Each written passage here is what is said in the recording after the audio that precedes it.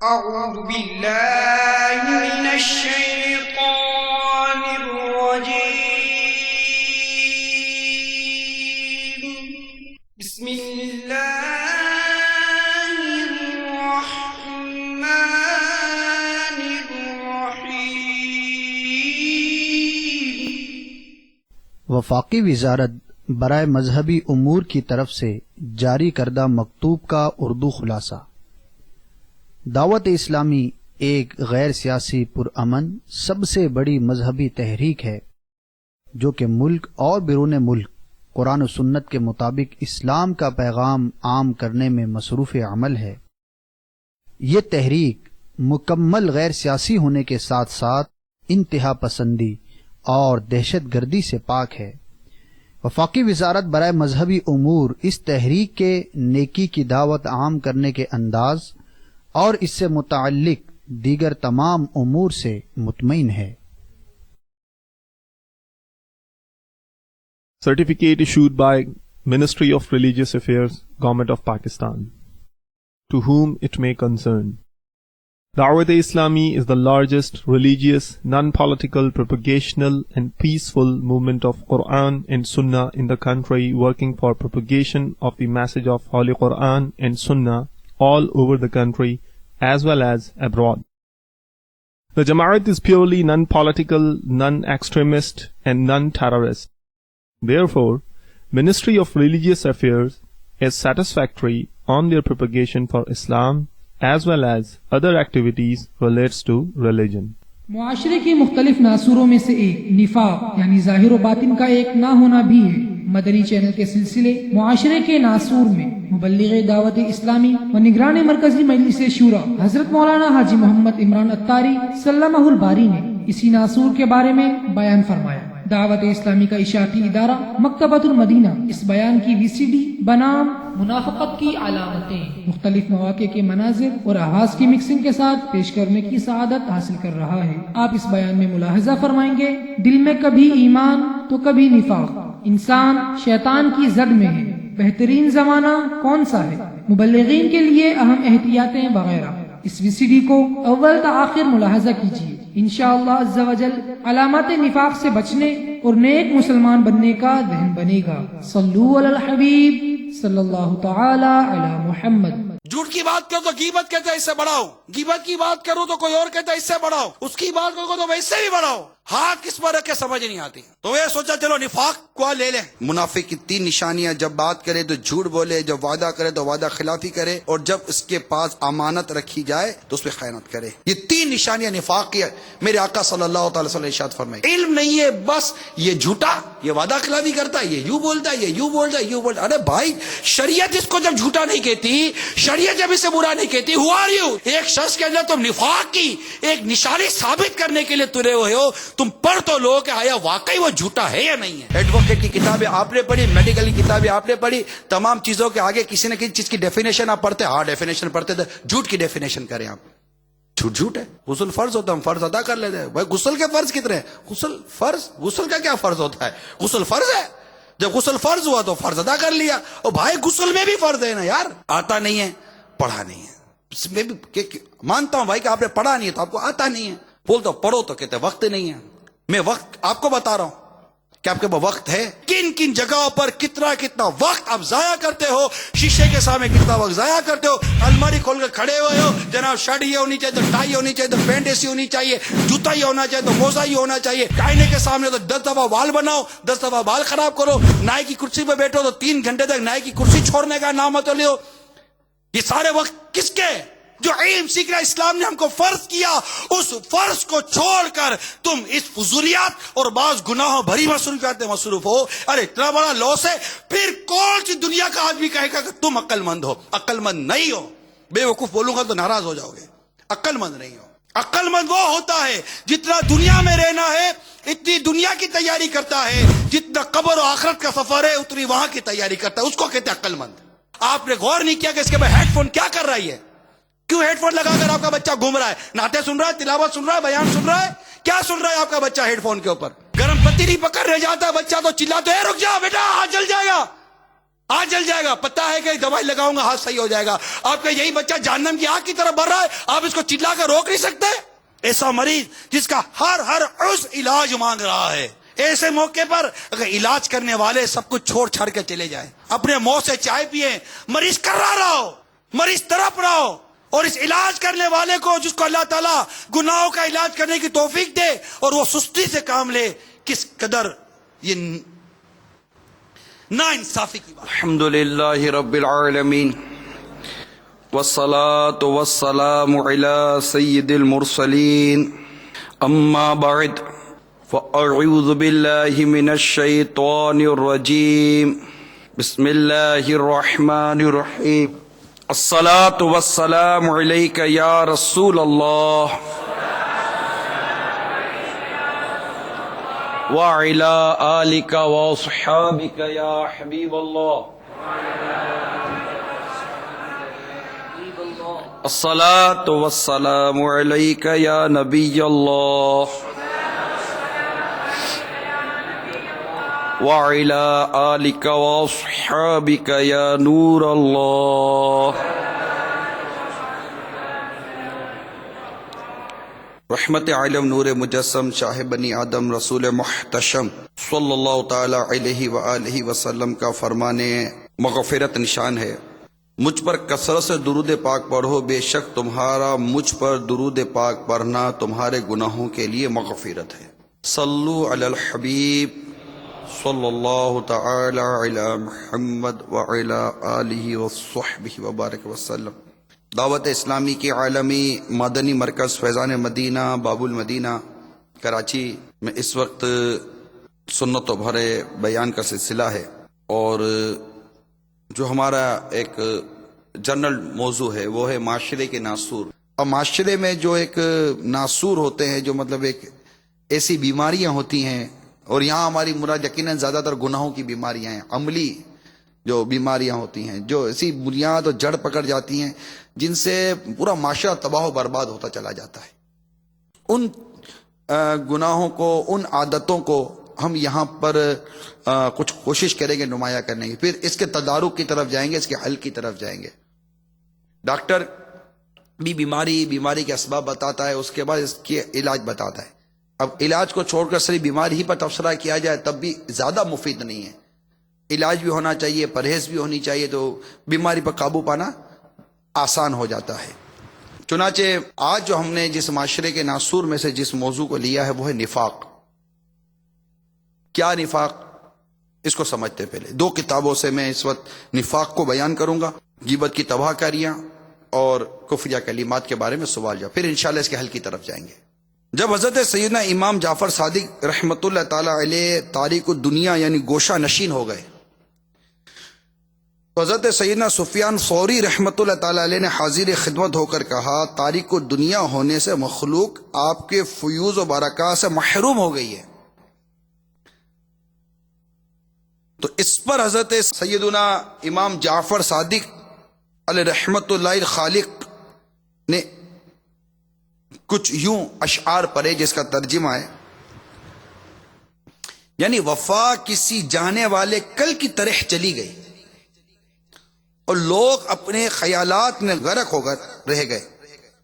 لوگ یوں تو ایک دوسرے کے ساتھ اظہار محبت و وفا کرتے ہیں، لیکن ان کے دل ایک دوسرے کے بغض اور کینے کے بچھوؤں سے لبریز ہیں. میٹھے میٹھے اسلامی بھائیوں، دیکھا آپ نے حضرت سیدنا امام جعفر صادق علیہ رحمۃ اللہ الخالق لوگوں کی منافقت والی روش. یہ منافقت نہیں ہے، ہمارے منافقت کہا جاتا ہے. یہاں اس کے جو اعراب امیر سنت لگائیں زبر زیر پیش، یہ منافقت، اس کو لکھ لیں. کیا کہیں گے؟ منافقت. تو آپ فرماتے ہیں لوگوں کی منافقت والی روش سے تنگ آ کر خلوت یعنی تنہائی آپ نے اختیار فرمائی. اس پاکیزہ دور میں بھی یہ صورتحال ہونے لگی تھی، تو اب تو جو حال بے حال ہے اس کا کس سے شکوہ کیجیے. آج کل تو اکثر لوگوں کا حال ہی عجیب ہو گیا ہے. جب باہم ملتے ہیں تو ایک دوسرے کے ساتھ نہایت تعظیم کے ساتھ پیش آتے ہیں اور خوب حال احوال پوچھتے ہیں. ہر طرح کی خاطرداری اور خوب مہمانداری کرتے ہیں. کبھی ٹھنڈی بوتل پلا کر نہال کرتے ہیں تو کبھی چائے پلا کر پان گٹکے سے منہ لال کرتے ہیں. بظاہر ہنس ہنس کر خوش کلامی اور قیل و قال کرتے ہیں، مگر اپنے دل میں اس کے بارے میں بغض و ملال رکھتے ہیں. اس لیے تو ملنے والے جو ہی جدا ہوتے ہیں ان کی غیبت شروع کر دیتے ہیں، ان کے عیوب بیان کر کے ہنستے ہیں. فلاں شخص ایسا ہے، فلاں ویسا ہے، فلاں شخص کو کیا ہو گیا ہے، ہمیشہ بن ٹھن کر پھرتا ہے، اور فلاں شخص کی چال کیسی عجیب ہے کہ دیکھ کر ہنسی آتی ہے. فلاں شخص کتنا بھی حیا ہے کہ اس کی باتوں کو بیان کرنے ہی سے ہم کو شرم آتی ہے. فلاں شخص مغرور معلوم ہوتا ہے، لوگوں سے باتیں بہت کم کرتا ہے، اور فلاں شخص بے وقوف ہے، لوگوں سے بات کرنے کی تمیز نہیں رکھتا. فلاں شخص عجیب مسخرہ ہے، گویا ہجڑا ہے. فلاں بہت شرارتی ہے، فلاں میرے پیسے کھا گیا ہے، ارے وہ تو پکا 420 ہے، ارے وہ تو یوں ہے، ارے وہ تو یوں ہے، ارے وہ تو یوں ہے. اور حال یہ ہوتا ہے کہ جب ساتھ بیٹھتے ہیں، ارے جناب آپ تو بس کیا بات ہے آپ کی. اب یہ جو عادت ہے نا، یہ کیا ہے پتہ ہے؟ حضرت سیدنا بقر مزنی علیہ رحمت اللہ غنی فرماتے ہیں کہ جب تم کسی شخص کو دیکھو کہ وہ لوگوں کے عیبوں کا وکیل بنا ہوا ہے، یعنی سب کی پولیں کھولتا اور غیبتیں کرتا پھرتا ہے، تو جان لو کہ وہ اللہ عز و جل کا دشمن ہے اور اللہ و جبار عز و جل کی خفیہ تدبیر کا شکار ہے. حضرت سیدہ بشر حافی علیہ رحمۃ اللہ کافی فرماتے ہیں ان لوگوں پر تعجب ہے جو پیچھے سے تو اسلامی بھائیوں کی غیبت کر کے ان کی عزت کی دھجیاں اڑاتے ہیں، مگر جب سامنے آتے ہیں تو خوب محبت کا اظہار کرتے اور ان کی تعریف شروع کر دیتے ہیں. تو یہ ایک ایسی بیماری ہے میرے میٹھے اور پیارے اسلامی بھائیوں کہ اس کی نشاندہی میں کر رہا ہوں، اور اس کی نشاندہی کے لیے میں نے عرض کی کہ غیبت کی تباہ کاریاں سے میں نے چند باتیں عرض کی. اب اس کی نشاندہی کرتے ہوئی جو تحریرات ہیں کفریہ کلمات کے بارے میں سوال جواب جو صفحہ نمبر 14 پر امیل سنت نے کچھ یوں مدنی پھول عطا کیے ہیں کہ حضرت سیدنا حذیفہ رضی اللہ تعالی عنہ جو کہ منافقین اور اسباب نفاق کے علم کے ماہر تھے، آپ فرمایا کرتے دل پر کبھی تو ایسی گھڑی آتی ہے کہ وہ ایمان سے بھر جاتا ہے، حتیٰ کہ اس میں سوئی کی نوک جتنی بھی نفاق کے لیے گنجائش باقی نہیں رہتی، اور کبھی اس پر ایسی گھڑی وارد ہوتی ہے کہ وہ منافقت سے پور ہو جاتا ہے اور اس میں سوئی کی نوک جتنی جگہ بھی ایمان کے لیے باقی نہیں بچتی. صدر الشریعہ بدر الطریقہ حضرت علامہ مولانا مفتی محمد امجد علی اعظمی علیہ رحمت اللہ الکوی ارشاد فرماتے نفاق کہ زبان سے دعوی اسلام کرنا اور دل میں اسلام سے انکار، یہ بھی خالص کفر ہے، بلکہ ایسے لوگوں کے لیے جہنم کا سب سے نیچے کا طبقہ ہے. حضور صلی اللہ تعالی وسلم کے زمانے اقدس میں کچھ لوگ اس صفت کے اس نام کے ساتھ مشہور ہوئے کہ ان کے کفر باطنی پر قرآن ناطق ہوا. نیز نبی پاک صلی اللہ تعالی علیہ وسلم نے اپنے وسیع علم سے ایک ایک کو پہچانا اور فرما دیا کہ یہ منافق ہے. اب اس زمانے میں کسی خاص شخص کی نسبت قطعے کے ساتھ یعنی یقینی طور پر منافق نہیں کہا جا سکتا کہ ہمارے سامنے جو دعوی اسلام کرے ہم اس کو مسلمان ہی سمجھیں گے جب تک اس سے وہ قول یا فعل جو منافی ایمان یعنی ایمان کے خلاف ہے نہ صادر ہو. یہ بار شریعت کی عبارت امیر سنت نے بیان کی.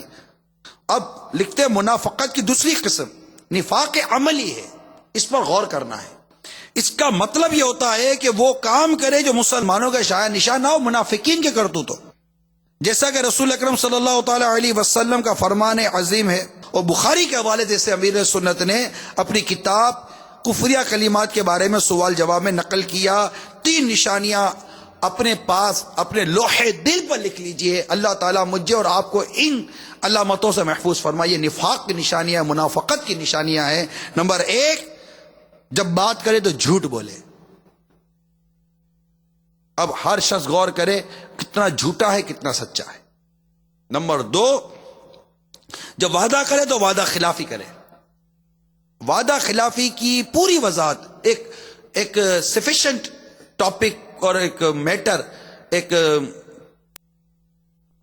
آدمی سمجھ جائے گا اور اس کے مطلب کانسیپٹ کلیئر ہو جائے گا وعدہ اور وعدہ خلافی کے اوپر، وہ بھی غیبت کی تباہ کاریاں میں موجود ہے. ہم پڑھیں تو صحیح.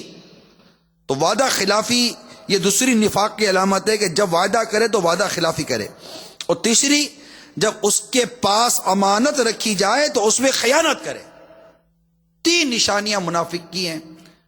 اس وقت مدنی چینل پر موجود تمام ہی ناظرین، تمام اسلامی بھائی، تمام اسلامی بہنیں اس پر غور کریں. یہ 3 نشانیاں نفاق کی ہے. میرے آقا صلی اللہ تعالی وسلم ارشاد فرمائے، کیا آپ میں اور مجھ میں ان تینوں میں سے کوئی ایک بھی نشانی موجود ہے؟ 2 3 کہ ایک بھی نہیں؟ کہ میں جھوٹ بھی نہیں بولتا، میں وعدہ خلافی بھی نہیں کرتا، اور میرے پاس اگر امانت رکھی جائے تو میں خیانت نہیں کرتا. ایسے کتنے لوگ ہیں جو اس معاملے میں مشہور ہیں، جن کے بارے میں یہ کہا جا سکے کہ یار یہ واقعی یار یہ سچا آدمی ہے، جو بات کرتا ہے سچی کرتا ہے، کبھی اس کو وعدہ خلافی کرتے نہیں دیکھا. اور امانت تو اس کے پاس چیز رکھا ہو تو فکر ہی نہیں ہے کہ اس کے پاس چیز کہاں جائے گی. اب دیکھیے ہمارے آقا صلی اللہ تعالی علیہ وسلم کو مکے کے کفار امین و صادق کے نام سے یاد کرتے تھے. ارے جس گھڑی کفار مکہ منصوبہ بنا رہے ہیں کہ سرکار مدینہ صلی اللہ تعالی علیہ وآلہ وسلم کو شہید کرنا ہے، سرکار مدینہ صلی اللہ تعالی علیہ وسلم کو ہجرت کا حکم ہو رہا ہے، سرکار مدینہ صلی اللہ تعالی علیہ وآلہ وسلم عاشق اکبر صدیق اکبر رضی اللہ تعالی عنہ کو اپنے ساتھ لے کر ہجرت کی تیاری کر رہے ہیں، سارے منصوبے بن رہے ہیں، سرکار صلی اللہ تعالی وسلم کو نقصان پہنچانے کے، شہید کرنے کے، یہ تکلیفیں بھی دے رہے ہیں، پریشان بھی کر رہے ہیں. ان کی پریشانی، ان کی تکلیف، ان کی اذیت یہ بنیادی سبب بنی مکہ مکرمہ سے ہجرت کرنا پڑا میرے آقا صلی اللہ تعالی وسلم کو مدینہ منورہ کی طرف. اس وقت اس غریبی ان مکے والوں کی امانتیں میرے آقا کے پاس رکھی ہوئی تھی صلی اللہ تعالی علیہ وسلم. یہ جو کچھ سرکار صلی اللہ علیہ وسلم کے بارے میں بکواس کرتے، لیکن یہ بات جانتے تھے کہ یہ ہیں امین، یہ ہیں امین. ان کے پاس کوئی چیز رکھواؤ تو مطلب یہ تصور ہی نہیں ہے کہ کوئی چیز ضائع ہو جائے گی، کہ یہ خیانت نہیں کرتے، امانت دار ہیں. ان ناگفتاب حالات میں کہ کفار مکہ سرکار مدینہ صلی اللہ تعالی وسلم کو شہید کرنے کا منصوبہ بنا رہے ہیں. سرکار مدینہ صلی اللہ تعالی وسلم اپنے پسندیدہ، اپنے چہیتے شہر مکہ مکرمہ سے ہجرت فرما رہے ہیں. اس وقت مولا مشکل کشا شیر خدا کرم اللہ تعالی وجہ الکریم کو اپنے بستر پر آرام کا ارشاد فرما رہے ہیں، اور انہیں وہ سامان دے رہے ہیں جو مکے والوں کا بطور امانت آپ کے پر رکھا ہے کہ اے علی کرم اللہ تعالی وجہ الکریم یہ رکھیے، اور صبح امانت جن کی ہے یہ ان کو امانت لوٹا کر آپ بھی میرے پاس مدینہ منورہ آ جانا. یہ کتنا خوبصورت، کتنا پیارا اور کتنا ہی مطلب بے مثال کردار ہے میرے آقا مدینہ صلی اللہ تعالی علیہ وآلہ وسلم کا. عاشقان رسول، ہم جس کے غلام ہیں، ہم جس کے امتی ہیں، وہ امین ہیں، وہ صادق ہیں. 3 دن تک اس مقام پر انتظار فرماتے ہیں. جب یہ کہا گیا کہ آپ یہیں رہیے میں ابھی حاضر ہوتا ہوں، اور آپ صلی اللہ تعالی وسلم 3 دن تک وہی اس شخص کا انتظار کرتے رہے گئے، کیونکہ آپ نے کمینڈمنٹ کی تھی. 3 دن کے بعد وہ شخص کو یاد آتا ہے، جب حاضر ہوتا ہے تو سرکار صلی اللہ تعالی وسلم اسے صرف اتنا ارشاد فرماتے، تو نے مجھے بڑی تکلیف میں مبتلا کر دیا. چونکہ ایک دعوت اسلامی کے مبلغین جمع ہے، ایک عاشقان رسول کا یہ اجتماع ہو رہا ہے، دنیا بھر میں اسلامی بھائی مدنی چینل کے ذریعے سن رہے ہیں، عاشقان رسول، عاشقہ سب جمع ہیں، سنتے ہیں. یہ ہمارے آقا صلی اللہ علیہ وسلم کا وہ ایک کردار کی ایک میں آپ کو جھلک بیان کر رہا ہوں، اور ایک نیکی کی دعوت دینے والوں کے لیے، برائی سے منع کرنے والوں کے لیے اس میں زبردست مدنی پھول ہیں. کہ اگر ایک تو عام مسلمان کے لیے متعلق جب ایک وہ اعتماد اٹھ جاتا ہے، لیکن پھر بھی جو ایک مذہبی وضاقت رکھتا ہو اس کے بارے میں آج بھی بہت زیادہ اعتماد کرنے کی فضا قائم رہتی ہے، اس کے اوپر اعتماد کیا جاتا ہے. اور خدا نہ خواستہ اگر ایسے شخص سے کوئی ایسا کام صادر ہو جائے کہ اس کو واقعی وہ جھوٹا ہو جائے. دیکھیں جھوٹ کی بہت ساری، میرا جھوٹ موضوع نہیں ہے، انشاءاللہ کبھی موقع ملے تو جھوٹ پر بیان کروں گا. تو بولے اور لوگ کہے گا یہ جھوٹا انسان ہے، اب اس کی جھوٹ کی عادت ہو جائے، جب لوگوں میں ایک نیکی کی دعوت دینے والا جھوٹا ہو جائے نا تو وہ پھر اس کی نیکی کی دعوت کا اثر ختم ہو جاتا ہے. مگر یہ ضرور عرض کر دوں میرے مدنی چینل کے ناظرین دوسرے اسلام بھائی کہ ہم کسی کو بغیر کسی تحقیق کے جھوٹا کہہ نہیں سکتے. ہمارے یہ بھی ایک بیماری ہے، اب یہ تو جھوٹا آدمی ہے. بھائی کیسے جھوٹا ہو گیا؟ جھوٹ کی تعریف پڑھی آپ نے؟ جھوٹ کہاں جائز ہے؟ کہاں جھوٹ بولنے کی اجازت ہے؟ کہاں جھوٹ بولنے کا مطلب کہ وہاں موجود ہے کہ یہاں جھوٹ بول کر آدمی اپنا وہ راستہ بنا لے؟ مطلب جھوٹ کی جو پوری ڈیفینیشن باہر شریعت پر لے چلے. باہر شریعت جو اس وقت مقتد المدینہ نے اس کی تیسری جلد شائع کی ہے، اس میں 16واں حصہ موجود ہے. 16واں حصہ الگ بھی ملتا ہے، اس میں جھوٹ کا بیان موجود ہے اور جھوٹ کے متعلق مسائل موجود ہے، توریہ موجود ہے، تعریض موجود ہے، جھوٹ کی اقسام موجود ہیں، روٹس موجود ہیں کہ اس روٹ پر جھوٹ کا یہ حکم ہے، اس روٹ پر جھوٹ کا یہ حکم ہے، اس روٹ پر جھوٹ. بھائی آپ نے اتنی بڑی کتاب غیبت کی تباہ کاریاں دیکھی ہیں، ٹھیک ہے، دیکھیے نا، اس کے بارے میں ہم نعرہ کیا لگاتے ہیں؟ غیبت کے خلاف جنگ لگاتے ہیں نعرہ. کیا اس کتاب میں لکھا ہے کہ غیبت کی جائز صورت ہے؟ کس کس سے پڑھا ہے؟ غیبت کی جائز صورت ہے. جس طرح غیبت کی جائز صورت ہے اس طرح جھوٹ کے بارے میں بھی کئی احکام موجود ہیں. اب آپ بولو کہ اس نے جھوٹ بولا، کیا پتا اس نے وہی بات کی جس کی کو شریعت اجازت دیتی تھی اور آپ کو علم ہی نہیں ہے، اور آپ زندگی بھر اس کو جھوٹا جھوٹا جھوٹا کر کے غیبتیں بھی کرتے رہے. یا تو تہمت و بہتان بھی ہو سکتا ہے، تہمت بہتان، اس کے متعلق طرح طرح کی بدگمانیاں، پھر برا چرچا، لوگوں کو اس کے بارے میں مس گائیڈ کرنا، اور پتہ چلا کہ علم آپ ہی کو نہیں ہے، نیرے جاہل بنے رہے، پتہ ہی نہ چلا کہ جھوٹ کہتے کس کو ہے. بس آپ نے سمجھا کہ جھوٹ ہے تو جھوٹ ہے، خلاص، اور اس کو جھوٹا کر کے اس کے اوپر جھوٹ کا لیبل لگا دیا اور دنیا میں مشہور کر دیا یہ شخص جھوٹا ہے. جبکہ اس کے جھوٹا کہنے میں تم خود جھوٹے ہو، تم خود جھوٹ بول رہے ہو کہ یہ جھوٹا ہے، تمہیں پتہ ہی نہیں کہ جھوٹ کہتے کس کو ہے. جیسے کہ وعدہ خلافی کے بارے میں ایک وعدہ خلافی کرتے، ارے بھائی سے وعدہ خلافی نہیں کی، آپ پڑھو تو صحیح وعدہ خلافی کس کو کہتے ہیں. 2 صفحے ہیں، 4 صفحے صرف غیبت کی تباہ کاریاں کتاب میں، پڑھے تو صحیح وعدہ خلافی کسے کہتے ہیں. بھائی جب اس نے آپ سے کمنٹمنٹ کی تھی اس وقت اس کی 100% نیت تھی کہ وہ کام کرے گا. بعد میں ایسے ریزنس بن گئے، ایسے اسباب بن گئے، ایسی وجوہات بن گئی کہ وہ یہ کام نہیں کر سکا، تو کیا یہ وعدہ خلافی ہو گئی؟ وضاحت پڑھے، تعریف پڑھے، اس کی صورتیں پڑھے تو پتہ چلے. مطلب پتہ ہی نہیں ہے. یہ ایک اتنی بڑی دنیا ہے، یہ اتنی بڑی دنیا ہے یہ کہ علم نہیں ہے. بس یہ جھوٹا، یہ وعدہ خلافی کرتا ہے، یہ یوں بولتا ہے، یہ یوں بولتا ہے، یوں بولتا ہے. ارے بھائی شریعت اس کو جب جھوٹا نہیں کہتی، شریعت جب اسے برا نہیں کہتی، ہو آر یو، تم کون ہوتے ہو اسے جھوٹا کہنے والے، اسے وعدہ خلافی کہنے والے، اسے خیانت کا لیبل لگانے والے. کیسے خیانت کی ہے؟ میں کہتا ہوں وہ جھوٹ غلط. نفاق کی 3 علامتیں، بات کرے تو جھوٹ بولے، وعدہ کرے تو وعدہ خلافی کرے، اور جب امانت رکھی جائے تو خیانت کرے. یہ نفاق کی 3 نشانیاں موجود ہیں. ایک شخص کے اندر تم نفاق کی ایک نشانی ثابت کرنے کے لیے تلے ہوئے ہو. تم پڑھ تو لو کہ آیا واقعی وہ جھوٹا ہے یا نہیں ہے، واقعی یہ منافقت کی یہ علامت اس میں ہے یا نہیں ہے، واقعی یہ وعدہ خلافی کر رہا یا نہیں کر رہا، واقعی یہ شخص خائن ہے یا نہیں ہے. کہ تمہاری عقل کہتی ہے کہ یہ خائن ہے تو خائن ہو گیا. شریعت جسے خائن کہے وہ خائن، شریعت جسے وعدہ خلافی کرنے والا کہے وہ وعدہ خلافی والا، شریعت جسے جھوٹا کہے وہی جھوٹا ہے. خلاص. آپ کے میرے کہنے سے شریعت کے احکام نہیں بدل جاتے. اور آپ کی میری معلومات کتنی، آپ کا میرا مطالعہ کتنا، آپ اور میں تو ڈھنگ سے اردو نہیں پڑھ سکتے، آپ اور مجھے آتا ہی کیا ہے.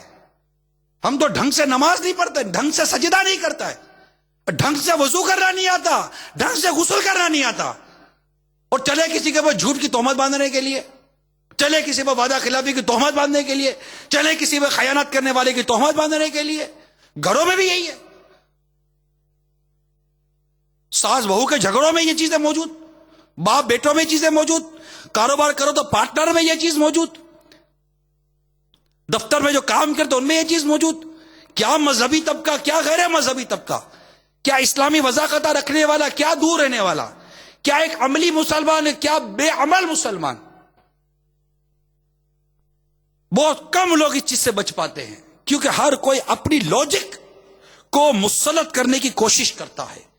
سیکھنے کا وقت نہیں ہے, قافلوں میں سفر کرنے کا وقت نہیں ہے, مطالعہ کرنے کا وقت نہیں ہے. یار ختم ہو گئی نا بات, مطالعہ کرنے کا وقت نہیں. 4 اخبار پڑھیں گے, 4 اخبار روز کے, ایک پڑھ لیا وہی ہیڈنگیں, وہی 19-20 کر کے دوسرے اخبار میں وہ کھول کے بیٹھیں گے, وہ بھی رکھ دیا. 4 اخبار دفتروں میں آتے, 3 اخبار دفتروں میں آتے, میں جانتا ہوں, پرسنلی جانتا ہوں. گھنٹوں بیٹھ کر میڈیا پر نیوز دیکھیں گے, بھلے اس میں گناہ ہوتا ہے, اس کو کوئی معاذ اللہ پرواہ نہیں ہے. پھر تبصرے کریں گے گھنٹوں بیٹھ کر, سارا وقت ہے. نہیں, یہ وقت تو علم دین سیکھنے کا نہیں ہے. پراجا نے اخبار پڑھتے وقت کتنے گناہ کیے اس نے, کتنوں کی مطلب جو عیب دریا ہوئی اس پر مطلع ہوا بلا حاجت شرعی. ضروری ہے یہ گناہ ہی ہو, مگر جو گناہ ہے اس کی میں وضاحت کر رہا ہوں. نہ جانے کتنی بدنگاہیاں کی ہوں گی اخبار کے اندر, نہ جانے ٹی وی دیکھ کر خبروں کے نام پر اور انفارمیشنز کے نام پر نہ جانے کتنی بدنگاہیاں کر کے کتنے موسیقیاں سن کر یہ فارغ ہوا ہوگا. اور اگر اسی سے پوچھو کہ بھائی غسل کے فرض پتہ ہیں, غسل فرض ہوتا ہے, ہم فرض ادا کر لیتے ہیں. بھائی غسل کے فرض کتنے ہیں؟ غسل کا کیا فرض ہوتا ہے؟ غسل فرض ہے. جب غسل فرض ہوا تو فرض ادا کر لیا. اور بھائی غسل میں بھی فرض ہے نا یار, بھائی غسل میں بھی فرض ہے, غسل میں فرض ہیں 3 فرض ہیں. کون سے؟ وہ ہے نا وہ کلی بھی کرتے ہیں, اچھا ہاں یہ فرض ہے. ناک پہ پانی چڑھاتے ہیں, ہاں یہ بھی فرض ہے. یاد آ گیا آپ کو؟ ہاں مجھے وہ بھی آیا تھا قافلے میں بھی سنا تھا میں نے, یا نہیں مدری چینل پر ایک دفعہ سنا تھا, نہیں وہ کسی مبلغ نے بتایا تھا کہ وہ بدن پہ پانی ڈالنا یہ بھی ایک فرض ہے نا. 3 فرض ہو گئے. اور بھائی اس کی احتیاط کچھ پتہ ہے کہ خالی منہ میں پانی ڈال کے 2-4 جھٹکے مارے غسل ہو گیا؟ منہ کیسے صاف رکھنا ہے, دانتوں کی کھڑکیوں کا کیا حساب کتاب کرنا ہے, بدن پہ پانی کیسے چڑھانا ہے, ناک میں پانی چڑھاتے ہوئے کیا احتیاطیں کرنی, کبھی سیکھا ہے؟ ارے بھائی آپ عجیب آدمی ہو. ایک تو بولتے غسل فرض, ہم تو یہی سیکھتے تھے غسل فرض ہو جائے تو غسل فرض ہے تو غسل اتار لو. اب آپ بولتے غسل کے اندر بھی 3 فرض ہیں. اس کے بعد کہتے ہو جناب غسل میں 3 فرض ہیں, اب اس میں احتیاطیں بھی کرو.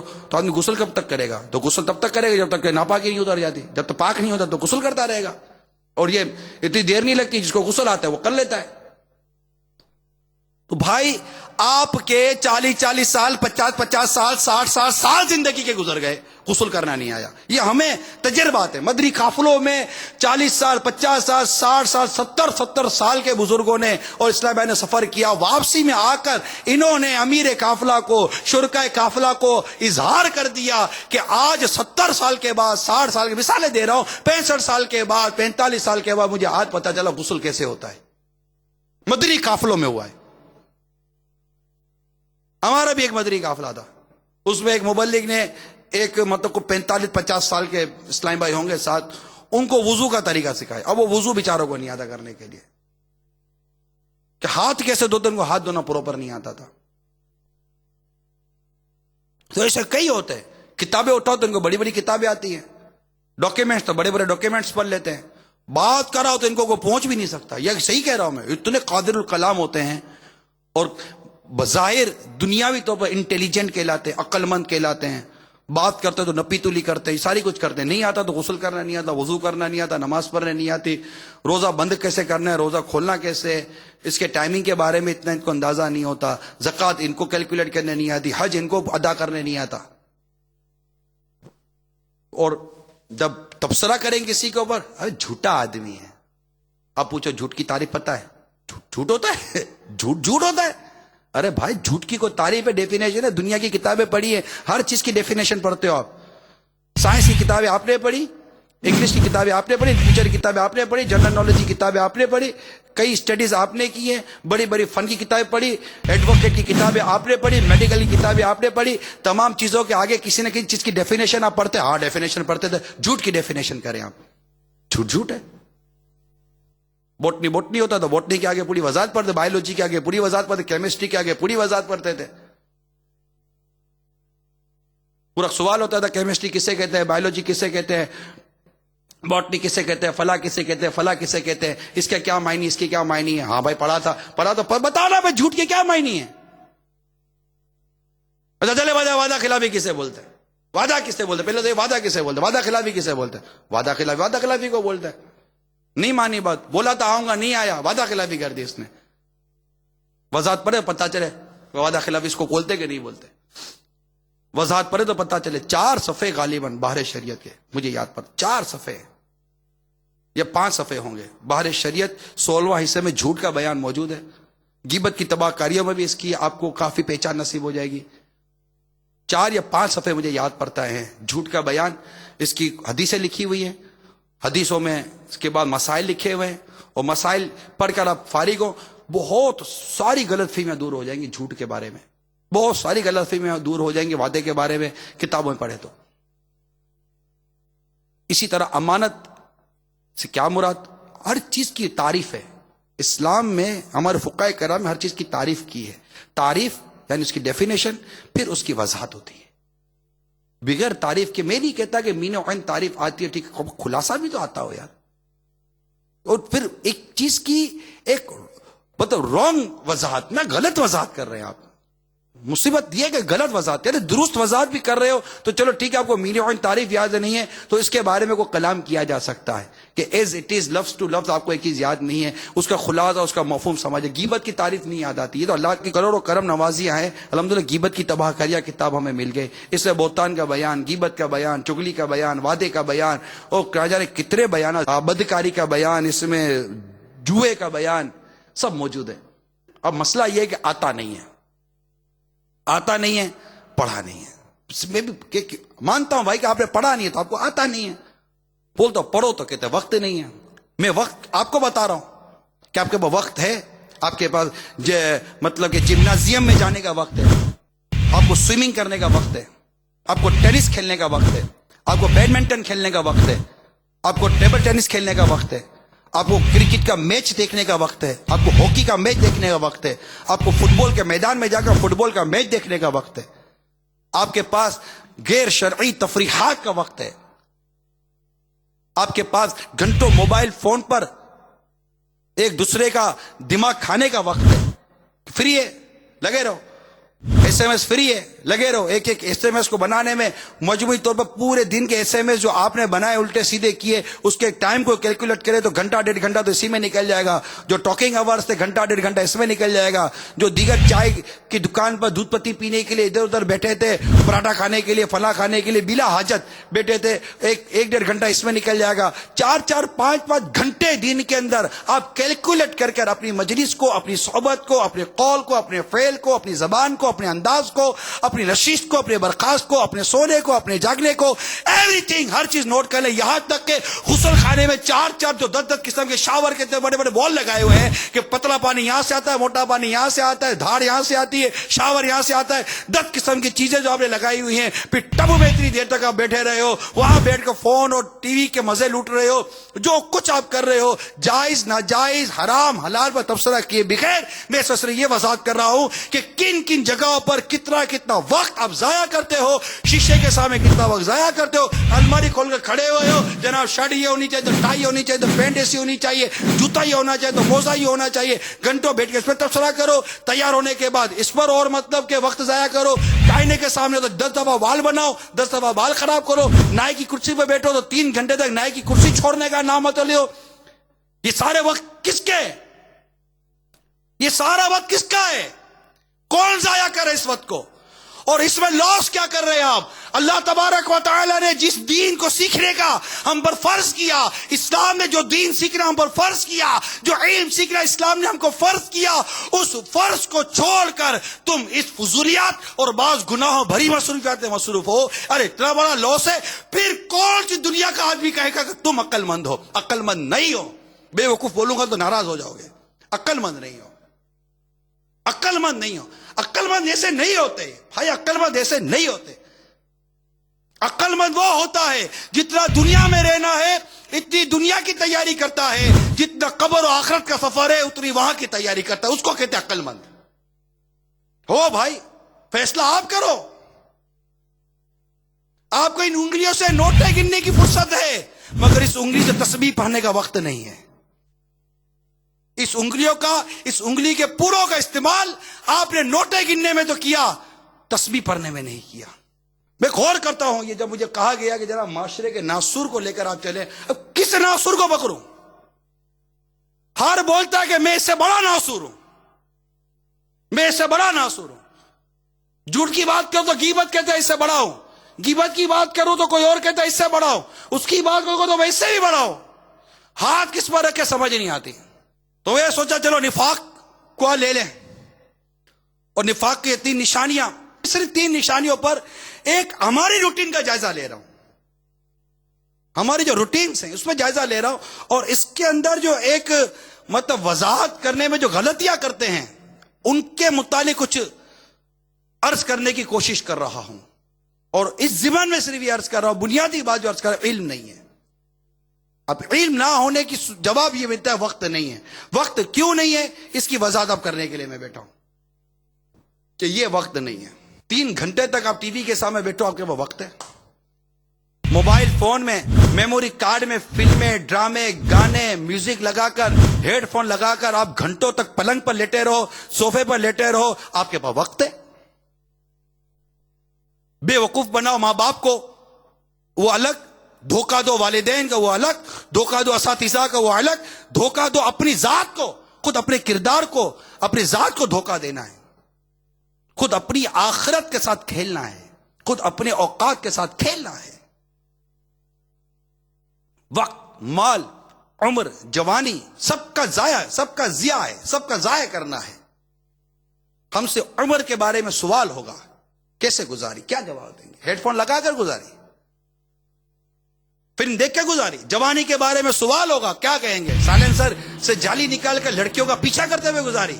لڑکیوں کو تارتے ہوئے گزاری؟ موبائل لوٹتے ہوئے، چوری کرتے ہوئے، ڈاکہ دیتے ہوئے، انٹرنیٹ کے اوپر گناہ کرتے ہوئے گزاری؟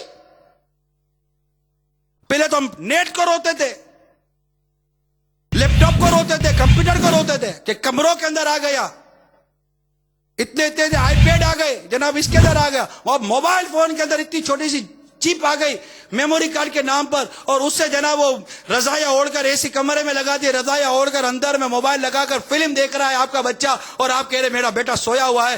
آپ نے غور نہیں کیا کہ اس کے بعد ہیڈ فون کیا کر رہی ہے؟ کیوں ہیڈ فون لگا کر آپ کا بچہ گھوم رہا ہے؟ نعتیں سن رہا ہے، تلاوت سن رہا ہے، بیان سن رہا ہے، کیا سن رہا ہے آپ کا بچہ ہیڈ فون کے اوپر؟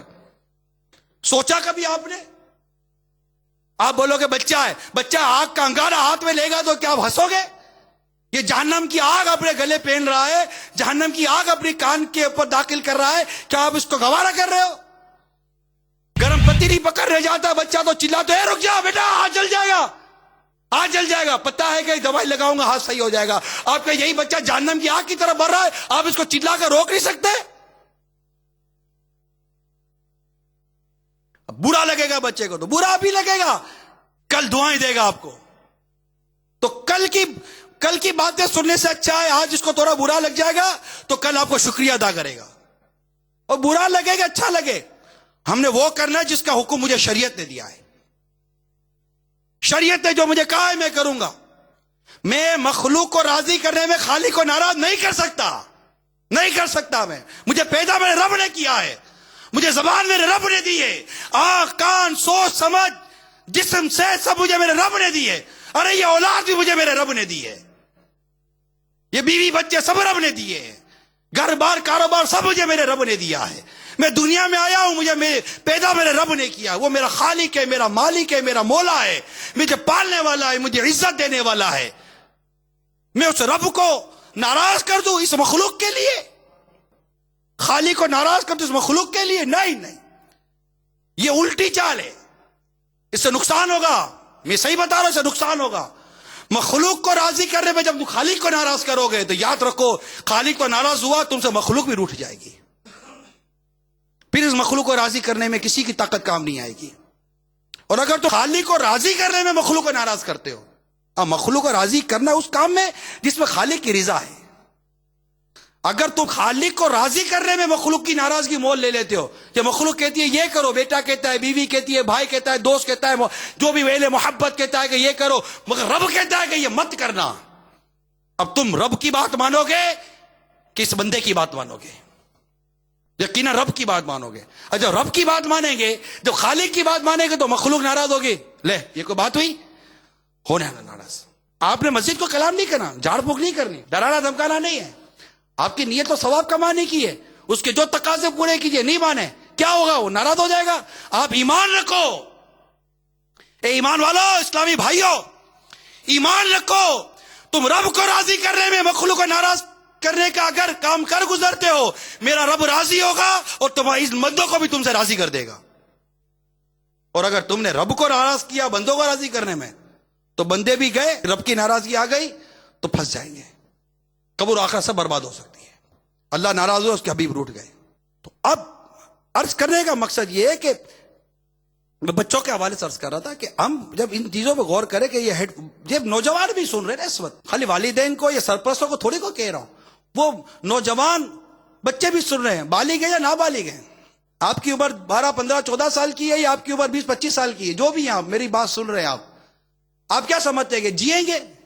یہ بڑے بڑے جو جیتے تب تک آپ بھی جیئیں گے؟ نہیں، آپ کو پتہ نہیں ہے کہ 15 سال 16 سال 20 سال 12 سال کے لڑکے انتقال کر جاتے ہیں، حادثے ہو جاتے ہیں، بسیں گر جاتی ہے، بسیں ٹوٹ جاتی ہے، بم پھٹ جاتے ہیں، فائرنگ ہو جاتی ہے.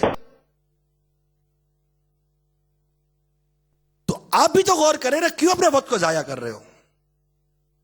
اللہ عز و جل کو راضی کرنے، اس نے پیدا کیا، اس کو راضی کرنے، اس نے مسلمان کیا ہے، اس کے دین کی خدمت کرنے کے لیے، اسلام کو سمجھنے کے لیے، شریعت کو سمجھنے کے لیے اپنے اندر جذبہ پیدا کیجئے، مطالعہ کیجئے. جو ساری بات جو میری جو نچوڑ ہے وہ ہے مطالعہ نہیں کرتے. ابھی میں نے آپ کے ہاتھ اٹھائے، میرے سامنے تک کس نے کتنا مطالعہ کیا ہے؟ جتنی اس کتاب کی اتنی ترغیب دلائی گئی ہے، اس کتاب کے اتنے ڈنکے بجائے گئے ہیں. جب اس کتاب کے مطالعے کا یہ علم ہے تو اب آپ خود بتائیے کہ دیگر مطالعے کتاب کا علم کیا ہوگا. اتنی اہم ترین کتاب ہے نماز کے احکام، کتنوں کو آتی ہے؟ کتنوں نے پڑھی؟ کتنوں نے اس کے احکام سیکھے؟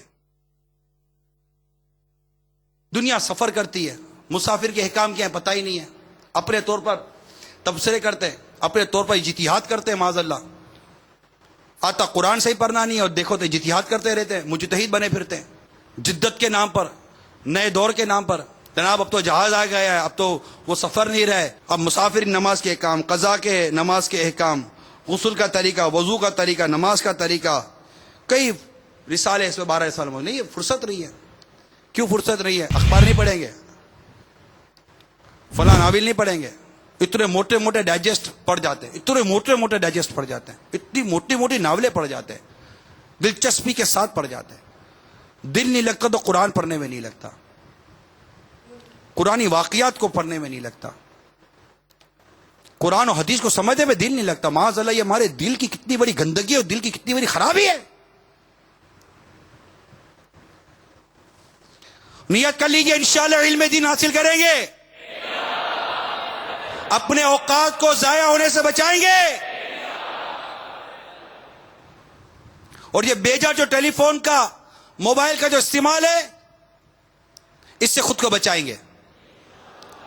کون کون نیت کرتا ہے؟ یہ ٹیلی فونیا کا جو مرض ہے نا، یہ بھی ناسور بنتا جا رہا ہے. اس کے کئی ایسے مطلب اس کی اقسام یا اس کی کئی ایسی باتیں جو واقعی ناسور ہیں. مطلقاً تو یہ ناسور نہیں کہیں گے اس کو، اس کا اچھا استعمال بھی ہے، ضرورت ہے اس کا استعمال بھی ہے، لیکن اس کا اب جو استعمال ملٹی میڈیا کے نام پر آ چکا ہے وہ بہت غلط ہو رہا ہے، بہت غلط ہو رہا ہے. اب آپ اس پر غور کرو میرے مدنی چینل کے ناظرین، میرے پیارے اسلام بھائیو. میں جو ایک مختصر سا میں نے جائزہ لیا، ابھی تو نفاق کی بات کر رہا ہوں، اس پہ 10 باتیں اور میرے ذہن میں آ گئی ہیں، وہ آپ تک میں نے ڈیلیور کی ہیں. اب غور کیجئے، اتنی قسمہ پرسی کا عالم ہے، اتنی مطلب عملی کا عالم ہے، اتنا زیادہ مطلب کہ تباہی و بربادی کا عالم ہے، اور ایک طرف ہماری سستی ہے جو ختم نہیں ہوتی. اب میں نے نفاق کی بات کی نا، صرف اس کا بھی تو علاج نکالنا ہے نا، نیکی کی دعوت دینی ہے نا. تو نیت کریں نیکی کی دعوت کی دھوم مچائیں گے، یہ حل ہے انشاءاللہ. اس کی طرف بھی وقت ملا تو میں بیان کروں گا. البتہ حدیث پاک میں نے آپ کو سنائی، نفاق کو ہم نے لیا معاشرے کے ناسور میں، اور منافق کی 3 نشانیاں: جب بات کرے تو جھوٹ بولے، جب وعدہ کرے تو وعدہ خلافی کرے، اور جب اس کے پاس امانت رکھی جائے تو اس پہ خیانت کرے. موت کسی لمحے بھی آ سکتا ہے. امیر سنت لکھتے ہیں کفریہ کلمات کے بارے میں سوال جواب میں کہ موت کسی لمحے بھی آ سکتی ہے، اور یہ کس قدر تشویش کی بات ہے کہ اگر موت اس لمحے آئی جس لمحے دل ایمان سے خالی اور نفاق سے بھرپور ہوا، تو ذرا سوچیے تو صحیح ہمارا کیا ہوگا. افسوس اکثر ہمارا حال یہ ہوتا ہے کہ دل میں کچھ اور زبان پر کچھ. دل کے اندر مخاطب یعنی جس سے بات کی جائے اس کے بارے میں بغض کے بچھو بھرے ہوتے، مگر اس کے سامنے خوشامندانہ انداز میں اس کی تعریف کے پل باندھتے چلے جاتے ہیں. یقیناً یہ عملی منافقت ہے جو کہ اللہ رب العزت عز و جل کی ناراضگی کی صورت میں ایمان کے لیے سخت نقصان دہ ثابت ہو سکتی ہے. چنانچہ حضرت سیدنا عبداللہ بن مسعود رضی اللہ تعالی عنہ کے فرمان کا خلاصہ ہے، بعض اوقات ایک شخص جب گھر سے نکلتا ہے تو دیندار ہوتا ہے، مگر جب گھر لوٹتا ہے تو دیندار نہیں ہوتا. اس کی وجہ یہ ہے کہ وہ ملنے جلنے والوں کی خواہ مخواہ تعریفیں کرتا ہے، حالانکہ جس کی تعریف کر رہا ہے وہ شخص مذمت کا مستحق ہوتا ہے، مگر اس کی تعریف کرنے والے شخص کی زبان اور دل میں اختلاف ہوتا ہے. خوشامد کے عادیوں کے لیے بس عبرت ہی عبرت ہے. سچ یہی ہے کہ زیادہ بولنے میں پھنسنا ہی پھنسنا ہے. یا رب مصطفیٰ عز و جل صلی اللہ تعالی علیہ وسلم ہمیں اخلاص کی دولت اور زبان کے قفل مدینہ کی نعمت سے نواز دے. میرا ہر عمل بس تیرے واسطے ہو، میرا ہر عمل بس تیرے واسطے ہو، کر اخلاص ایسا عطا یا الہی، کر اخلاص ایسا عطا یا الہی. میرا دل ہو پور حب جانا سے یا رب، میرا دل ہو پور حب جانا سے یا رب، بچا ہر گھڑی جرم و عصیاں سے یا رب. میں دنیا سے جس دم چلوں جہاں سے یا رب، نہ خالی ہو دل میرا ایمان سے یا رب. اللہ ہم سب کا ایمان سلامت رکھے. اللہ تعالی ہم سب کو نیکیوں کی توفیق عطا فرمائے. اللہ تعالی ہم سب کو پرہیزگاری نصیب فرمائے، ہمیں نفاق سے بچائے، اور اس سے بچانے کے لیے اللہ تبارک و تعالی ہمیں نیکی کی دعوت کی دھومیں مچانے کی توفیق عطا فرمائے، نیکی کی دعوت عام کرنے کی توفیق عطا فرمائے. کیونکہ جیسے جیسے ہم وہ زمانہ نبوی جس کو کہتے ہیں 1400 برس گزر گئے، اس سے جتنا میٹھے سمے ہم دور آتے چلے جا رہے ہیں نا، اسی قدر برائیوں کا سلسلہ، بے عملی کا سلسلہ یہ بڑھتا چلا جائے گا. کیونکہ شیطان ہم میں سب کے ساتھ لگا ہوا ہے. دیکھیں سرکار صلی اللہ علیہ وسلم کی واضح حدیث ہے کہ سرکار صلی اللہ علیہ وسلم نے ارشاد فرمایا، تم میں سے ایسا کوئی نہیں جس پر ایک ساتھی جن یعنی شیطان مسلط نہ ہو. لوگوں نے عرض کی آقا آپ پر بھی؟ ارشاد فرمایا ہاں مجھ پر بھی، مگر اللہ نے مجھے اس پر مدد دی اور وہ مسلمان ہو گیا. اب وہ مجھے بھلا ہی کا مشورہ دیتا ہے. یہ بھی مسلم کی حدیث ہے. تو اب یہ بات تو واضح ہوئی کہ شیطان انسان کو وسوسے میں مبتلا کرتا ہے. یعنی علاج کی طرف آ رہا ہوں. شیطان انسان کو وسوسے میں مبتلا کرتا ہے، اس میں نفاق پیدا کروائے گا، اس میں بے عملی پیدا کرے گا، اس کو غیبت کی طرف ابھارے گا، اس کو جھوٹ کی طرف ابھارے گا، خیانت کی طرف ابھارے گا، وعدہ خلافی کی طرف ابھارے گا. تو اب یہ ہم جانتے ہیں کہ جب شیطان انسان کے ساتھ لگا ہوا ہے، اس کو بہکاتا ہے، اس کو گناہوں کی طرف اکساتا ہے اور اسے نیکی کام سے روکتا ہے، تو اب یہ بات سمجھ میں آئی کہ یہ انسان جو ہر وقت شیطان کی زد میں ہے، اس سے نیکی کی دعوت کی کتنی حاجت ہے. اس مختصر سے تصور کو سمجھ لیجئے، چاہے وہ کوئی بھی ہے، کہ ایک شخص ہے اسے شیطان ہر وقت بہکا رہا ہے، اکساتا ہے، نافرمانی کی طرف اکساتا ہے. اس شخص جس کے اوپر شیطان مسلط ہے، اور تمہیں سے ہر ایک کے اوپر شیطان مسلط ہے، اب جس کو ہر وقت شیطان اکسا رہا ہے، اسے نیکی کی دعوت کی کتنی حاجت ہے کہ اسے بچایا جائے. اور مزید یہ کہ جو ہم اس زمانے مبارک سے دور ہوتے جا رہے ہیں، یوں مطلب برائیاں بڑھتی جا رہی ہیں، روحانیت کم ہوتی جا رہی ہے، اس معاملے میں تکلیف بڑھ جائے گی. حضرت عبداللہ ابن مسعود رضی اللہ تعالی عنہ کا یہ فرمان اس بات پر بیان کر رہا ہوں کہ ہر آنے والے زمانے سے جانے والا زمانہ بہتر ہے. تو آپ کی بارگاہ میں عرض کی گئی کہ اے ابو عبد الرحمن، ہمارا زمانہ پچھلے زمانے سے خوشحال اور سستا ہے. ہمارا زمانہ پچھلے زمانے سے خوشحال اور سستا ہے. تو آپ نے استفسار فرمایا، فقہائے کرام اور قاری قرآن کس زمانے میں زیادہ تھے، اور کون سا زمانہ زمانہ نبوی سے قریب ہے؟ عرض کی جو زمانہ گزر گیا. تو حضرت سیدنا عبداللہ ابن مسعود رضی اللہ تعالی عنہ نے ارشاد فرمایا، یہی تو میری مراد تھی کہ اس میں قراء زیادہ تھے، اس میں فقہا زیادہ تھے، اور وہ سرکار صلی اللہ علیہ وسلم کے زمانے کے قریب کا زمانہ تھا، تو وہ زیادہ بہتر تھا۔ پھر یہ فرمان کہ ہر آنے والے زمانے سے جانے والا زمانہ بہتر ہے، کہ متعلق حضرت سیدنا امام مالک رضی اللہ تعالیٰ عنہ فرماتے ہیں کہ میں اسے سرکار صلی اللہ علیہ وسلم کے زمانے سے سمجھتا ہوں۔ بس زمانے کی درستی اور بھلائی اہل زمانے کی درستی میں ہے، اور زمانے کی خرابی اور برائی اہل زمانے کی خرابی اور برائی میں ہے، اور سب زمانوں سے بہتر زمانہ وہ جو سرکار صلی اللہ تعالیٰ علیہ وسلم کی جو ظاہری حیات کا دور تھا، اور بعد والے زمانے میں بھلائی کم ہے، جیسا کہ حدیث پاک میں آیا کہ بہترین لوگ میرے زمانے والے ہیں، پھر وہ جو ان سے ملے ہوئے، پھر وہ جو ان سے ملے ہوئے ہیں۔ تو اب اس سے کیا معلوم ہوا کہ سرکار مدینہ صلی اللہ تعالی علیہ وسلم کا زمانہ بعد والے زمانے سے بہتر ہے۔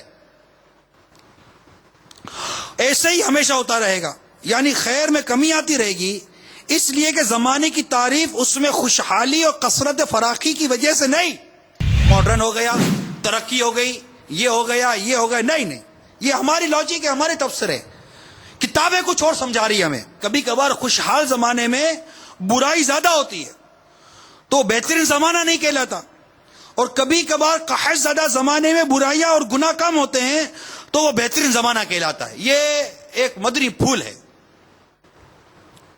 اور ہم جس زمانے میں اس میں بھلائی کم اور برائی زیادہ ہے، جیسا کہ حدیث پاک میں ایک چنانچہ حضرت سیدنا عبداللہ بن عمر بن عاص رضی اللہ تعالی عنہما فرماتے ہیں، میں نے رسول پاک صلی اللہ تعالی وسلم کو یہ فرماتے ہوئے سنا۔ اب توجہ کے ساتھ حدیث کو سنیے۔ حضرت سیدنا عبداللہ بن عمر بن عاص رضی اللہ تعالی عنہما فرماتے ہیں، میں نے رسول پاک صاحب الاولاق صلی اللہ تعالی علیہ وسلم کو یہ ارشاد فرماتے سنا، اللہ عز و جل علم کو یوں نہیں اٹھائے گا کہ بندوں کے سینوں سے نکال لے، بلکہ علماء کی موت کے ساتھ علم کو اٹھا لے گا۔ جب کوئی عالم باقی نہ رہے گا تو لوگ جاہلوں کو اپنا پیشوا بنا لیں گے، ان کے سوالات کیے جائیں گے تو بغیر علم کے فتویٰ دیں گے، خود بھی گمراہ ہوں گے اور دوسروں کو بھی گمراہ کریں گے۔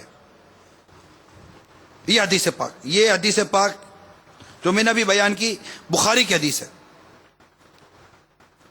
تو برائیوں کے کثرت والے زمان لوگوں کو اب ایسے مبلغین کی، ایسے عاشقان رسول کی سخت حاجت بڑھ جاتی ہے جو ان کو اس برائی کی طرف نشاندہی کرے، آگاہ کریں، ان کی خیر خواہی کریں، اور انہیں اللہ عز و جل کا خوف دلائیں، رحمت الہی کی طرف بلائیں، آخرت کی سوچ پیدا کریں، قبر کی سوچ پیدا کریں، کیونکہ زمانہ بگڑتا جائے گا، دور بگڑتا جائے گا، برائیاں بڑھتی جائیں گی، اور جیسے ہمارا بھی یہ دور یہی ہے۔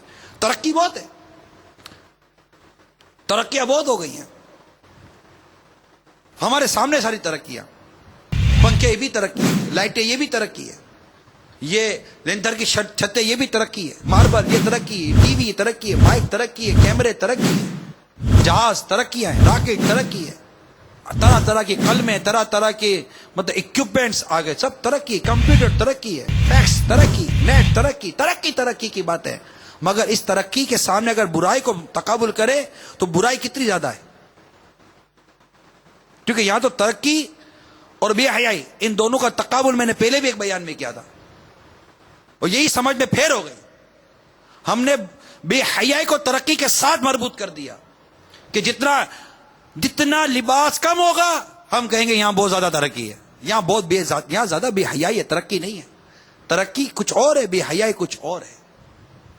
جہاں شرابیں زیادہ پی جائے وہ ترقی نہیں ہے، شراب سے کون سا ملک بیزار نہیں ہے، شراب تو مٹانے پر اب ان کو قدرت نہیں رہی ہے، شراب مٹانے پر اب یہ طاقت نہیں رکھتے، ان کا کوئی قانون اس معاملے میں مؤثر ثابت نہیں ہو رہا کہ یہ شراب سے، نشے سے، جوئے سے، اور یہ موسیقی اور کیسینو اور یہ ڈسکو کلب اور جس سے یہ لوگوں کو بچا سکے، فیل ہوتے جا رہے ہیں۔ بلکہ اب ان کی لوگوں کی ریکوائرمنٹ اور لوگوں کو مزید اس میں مطلب ان کو اب خوش کرنے کے لیے کہوں یا اس کو کیا کرنے کے لیے کوئی جان چھوڑنے کے لیے ان کو اور مزید کھول کے دے رہے ہیں، اور تباہ برباد ہو رہا ہے معاشرہ۔ ترقی کہاں رہی؟ وہ پڑھے لکھے، وہ انٹیلیجنٹ اور وہ ایک کریشن لانے والے لوگ کتنے رہے؟ اسلام کو سمجھنے والے، قرآن و حدیث کو سمجھنے والے لوگ کتنے رہے؟ ترقی، اب یہ اگر اس کو ترقی کہے جو اس وقت ہم زمانے کی بات کریں، لمبی لمبی یہ بڑی بڑی آسمانوں سے بات کرتے ہوئے عمارتوں کو اگر ترقی کہیں، بلٹ لفٹ لگ گئی جناب، بیٹا اٹھا کر کے اوپر چڑھ گئے، یہ ترقی کے ہیں سب، ٹھیک ہے ترقی کہہ لیں آپ اس کو، میں یہ بھی نہیں کہتا کہ یہ ترقی نہیں ہے، لیکن اس کے تقابل پر اگر آپ برائی کو دیکھیں تو برائی کتنی بڑی ہوئی ہے. پھر اور آئے تقابل پر، فقہا کتنے ہیں، علماء کتنے ہیں، حفاظ کتنے ہیں، عالم کتنے ہیں، صحیح نماز پڑھانے والے امام کتنے ہیں، صحیح نماز پڑھنے والے مسلمان کتنے ہیں. کیسی ترقی ہے یہ، اور برائی ہے. قرآن اگر حفظ کر لیا تو اس کے حفظ کو باقی رکھنے والے کتنے ہیں، اور برائی ہے یہ. ماں باپ کے نافرمان بن رہے ہیں، اور برائی ہے یہ. میڈیا، ایک میڈیا ہی کی اسکرین دیکھ لیجئے جس پر ایسا مدری چینل پر آپ ہمارا بیان سن رہے ہیں. مدری چینل کے ناظرین سے میں اس وقت بات کر رہا ہوں، ڈائریکٹ آپ کو ایڈریس کر رہا ہوں. اس وقت پورے آپ اپنے چینل کا آپ اپنے ذہن میں سروے کریں، کتنے آپ کے میڈیا پر چینلز ہیں جو آپ کو آخرت کی نیکی کی سوچ دے رہے ہیں، پرہیزگاری کی سوچ دے رہے ہیں، اور کتنے چینل ہیں جو آپ کو گناہوں کی طرف ابھار رہے ہیں، بے حیائی کی طرف اور بے باکی کی طرف اور بے جا فیشن کی طرف آپ کو ابھار رہے ہیں. فیصلہ آپ کیجئے. تقابل کر رہا ہوں، کمپیریٹیو بات کر رہا ہوں. اس وقت آپ کی اسکرین پر آپ کمپیئر کر لیجئے. جس تفریح گاہ میں آپ جائیں، اس تفریح گاہ کے اندر اگر ایک مسجد بنی ہوئی ہے، نماز کا وقت ہو گیا ہے، عصر کی نماز کا وقت ہے، مسجد میں جا کر نمازی دیکھ لیجئے، تفریح گاہ میں جا کر تفریح کرنے والے دیکھ لیجئے. یہ کیسی ترقی ہے؟ برائی بڑھ رہی ہے. اب جتنی زیادہ یہ دور بڑھتا جائے گا اتنی زیادہ نیکی کی دعوت کی حاجت بڑھے گی. جتنا آدمی بیمار ہوگا اتنا ہی زیادہ انٹینسیو یونٹ، جس کو آئی سی یو کہتے ہیں، انٹینسیو کیئر یونٹ کے اندر کس کو داخل کیا جائے تھا؟ عام آدمی مریض تو نارمل وارڈ میں داخل کر دیا گیا، اور ایک زیادہ جب مریض ہو جاتا ہے تو اس کو ایمرجنسی وارڈ میں داخل کرتے ہیں. ایمرجنسی سے بھی زیادہ نکل کر آئی سی یو میں، انٹینسیو کیئر یونٹ میں انتہائی نگہداشت کا جو شعبہ ہے، ادارہ ہے، جو بیڈ ہے، اس پر اس کو لٹا دیتے ہیں. اور اگر دل کا مریض ہو گیا تو سی سی یو میں ڈال دیں گے، کارڈیو کیئر یونٹ میں ڈال دیں گے. زیادہ احتیاط کیا جائے، زیادہ نگہداشت کیا، اس پر 4 ڈاکٹر بڑھا دیے جاتے ہیں. میری بات سے اتفاق کرتے ہیں آپ؟ ماہر ڈاکٹر بڑھا دیے جاتے ہیں، میڈیکل عملہ بڑھا دیا جاتا ہے، دوائیاں بڑھا دی جاتی ہیں. پہلے ایک ڈرپ پر گزارا تھا، پھر انجیکشن، اب انجیکشن پر گزارا نہیں تھا، آکسیجن پر گزارا تھا تو وینٹیلیٹر، ہارٹ بیٹ چیک کرنے کا الگ ہر الگ، کیونکہ مریض مر رہا ہے.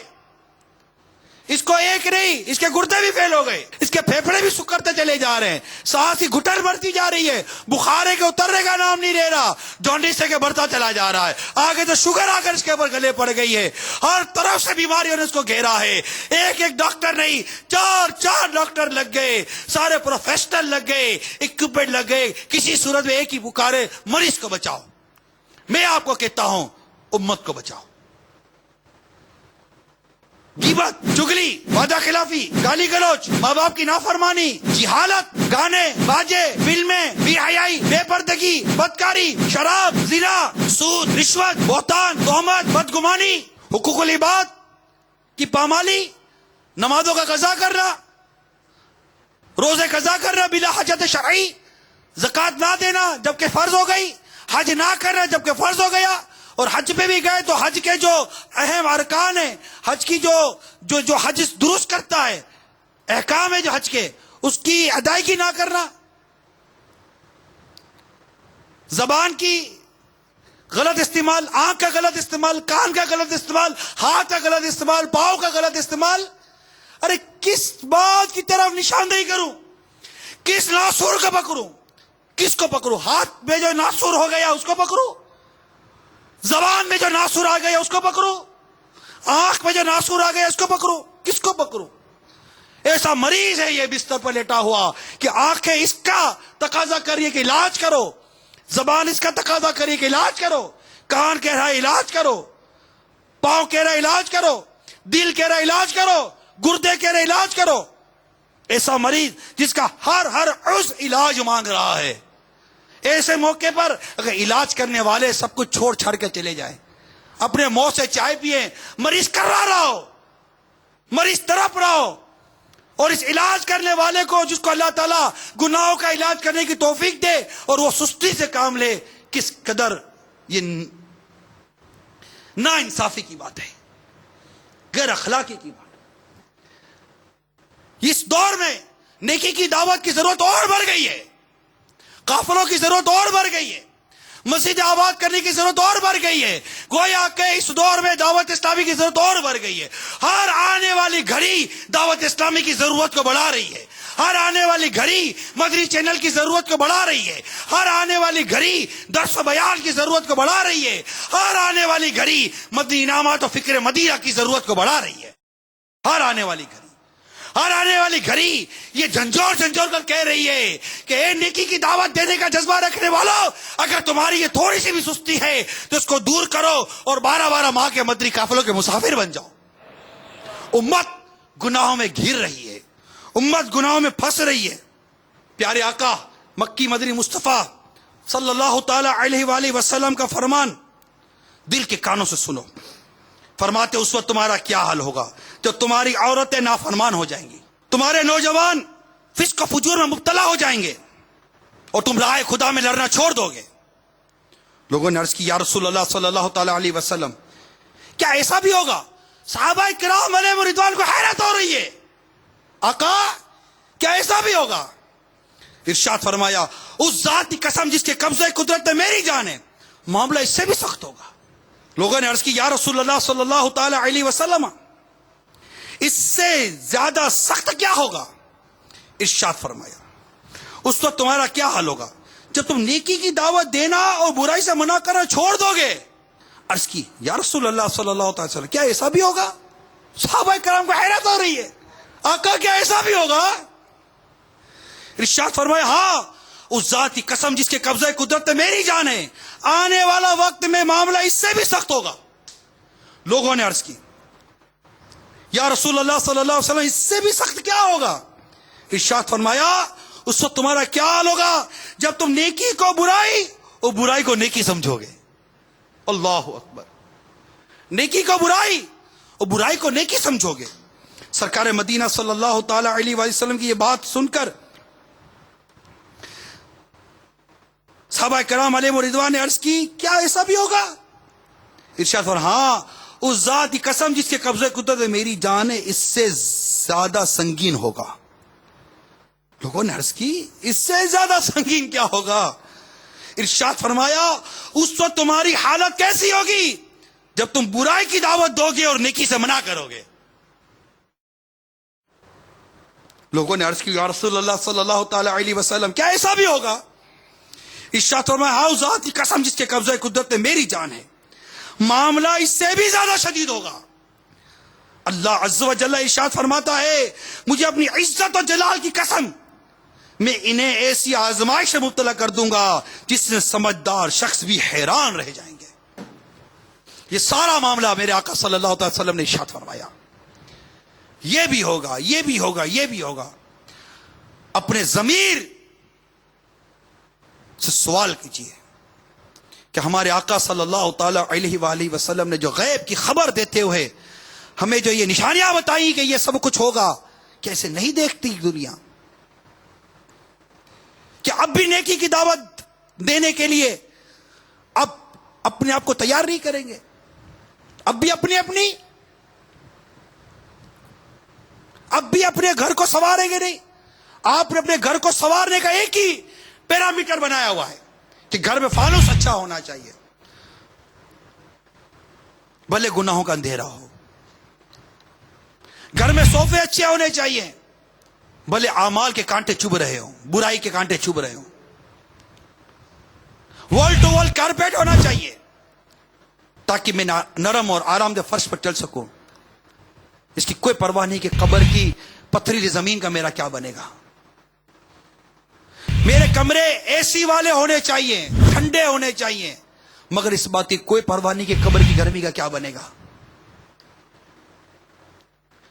میری اولاد مجھے کما کر کھلائے، کیونکہ یہ نہیں پرواہ کہ مرنے کے بعد میری اولاد مجھے کیا اجر دے گی، کوئی سوچ ہی نہیں۔ گھر کے سنوارنے کا نظام ہی تبدیل ہو گیا۔ اپنے گھر کو گناہوں سے پاک کرنے کے بجائے ہم نے گناہوں کی آلودگی سے اپنے گھر کو کس قدر غلاظت والا بنا دیا ہے۔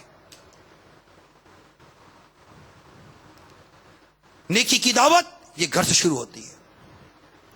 اپنے گھر میں نیکی کی دعوت. گھر کے افراد بے نمازی ہیں, آپ نماز کے لیے اٹھ رہے ہیں, آپ کے گھر والے فجر میں سو رہے ہیں, اٹھائیے, وقت دیجیے. نہیں اٹھ رہے تو باپ میں کوشش کیجیے, پاؤں دبائیے, ماں کے باپ کے پاؤں دبائیے, ہاتھ جوڑیے, نماز پڑھیے. بچوں کو اٹھاؤ جیسا کہ شریعت اٹھانے کا کہا ہے. بچوں کے امی کو اٹھاؤ جیسا شریعت اٹھانے کا کہا ہے. اگر عورت نمازی ہے تو وہ اپنے انداز, اپنے کردار اور شریعت کے حدود پہ رہ کر گھر کے دیگر افراد کی اصلاح کرے. اگر بہن نیک ہے تو اپنے حدود میں شریع قیودات پہ رہ کر گھر کے دیگر افراد کی اصلاح کرے. باپ نیک ہے تو اپنے حدود و قیودات میں اور اپنے اختیارات کو بروئے کار لاتے ہوئے وہ گھر کے دیگر افراد کی اصلاح کرے گھر میں. لیکن سب سے پہلے اپنی اصلاح تو کرے, اس کے بعد دیکھو زبان میں کیا اثر آتا ہے. اپنی اصلاح کرے. یعنی یہ جو ہمارا مدنی مقصد ہے کہ مجھے اپنی اور ساری دنیا کے لوگوں کی اصلاح کی کوشش کرنی ہے. سب سے پہلے اپنی اصلاح ہے کہ اپنی اصلاح یہ وہ مدنی پھول ہے جو لوگوں کی اصلاح کا ذریعہ بنتا ہے. اور میں بھی عمل ہوں, میں ہی گندا ہوں, میں ہی میلا ہوں, بظاہر اگرچہ نیک نظر آؤں لیکن دل میرا گناہوں کی گندگی سے آلود ہے. وہ میرے سنت کا وہ کون سا شعر ہے؟ ظاہر بڑا نیک صورت کر بھی دے مجھ کو اب نیک سیرت. صلو علی الحبیب صلی اللہ علیہ وسلم. میٹھے میٹھے پیارے پیارے اسلامی بھائیوں, میں عرض کر رہا تھا کہ ہمیں نیکی کی دعوت کو عام کرنے کے لیے ایک اصلاح امت کے جذبے کے ساتھ جہاں مدنی قافلوں میں سفر کرنا ہے, مدنی قافلوں کی لیے مزید اس کی ترقی کے لیے کوششیں کرنی ہیں. اپنے گھر میں نیکی کی دعوت, اپنے پڑوسی کو نیکی کی دعوت, اپنے عزیز و قریب رشتہ دار, قریب قریب بھائی بہن, چاچا کا گھر, ماموں کا گھر, پھوپھی کا گھر, خالہ کا گھر, وقتاً فوقتاً ان پر انفرادی کوشش ہر ایک کے ساتھ. آپ دیکھیے کہ اگر ہم اپنے اس ذمہ داری کو نبھانے کی کوشش کرتے ہیں اپنے گھر کے اندر, اپنے قریب قریب رشتہ داروں میں, پھر پڑوسی کی طرف چلے گئے, بازار میں گئے تو وہاں دکاندار کو, تو سیٹ ہے تو نوکر, نوکر ہے تو سیٹ, پڑوسی دکاندار کو, مسجد میں نمازی آ رہے ہیں تو انہیں مزید نیکی کی دعوت. اگر ہم سب یہ کریں تو آپ خود بتائیے میرے میٹھے اسلامی بھائیوں, جس تیزی کے ساتھ یہ برائیاں بڑھ رہی ہیں اس پر ہم کس قدر قابو پانے میں کس حد تک کامیاب ہوں گے, اس کا فیصلہ آپ خود کر لیجئے. لیکن ان تمام نیکی کی دعوت کو مؤثر بنانے کے لیے کہ میں میری بات کو مطلب کہ لوگ مانیں, قبول کریں, سنیں. میں یہ نہیں کہتا کہ منوانا ہی ہے, نہیں. امیر اہل سنت نے ایک پیارا مدنی پھول ہمیں دیا ہے کہ پہنچانا ہمارا کام ہے, منوانا ہمارا کام نہیں ہے. لیکن نیکی کی دعوت کی جو نتیجہ ہے, جو نتیجہ مطلوب ہے, محمود ہے, وہ یہ ہے کہ وہ اثر کرے, سامنے والا میری بات کو سنے اور قبول کرے, اس کے اندر کوئی چینج آ جائے. بٹ وی نیڈ چینج, ہم چینج چاہتے ہیں, تبدیلی چاہتے ہیں. تو اس کے لیے جو سب سے بنیادی چیز ہے وہ ہے خود میرا اپنا عمل کیا ہے.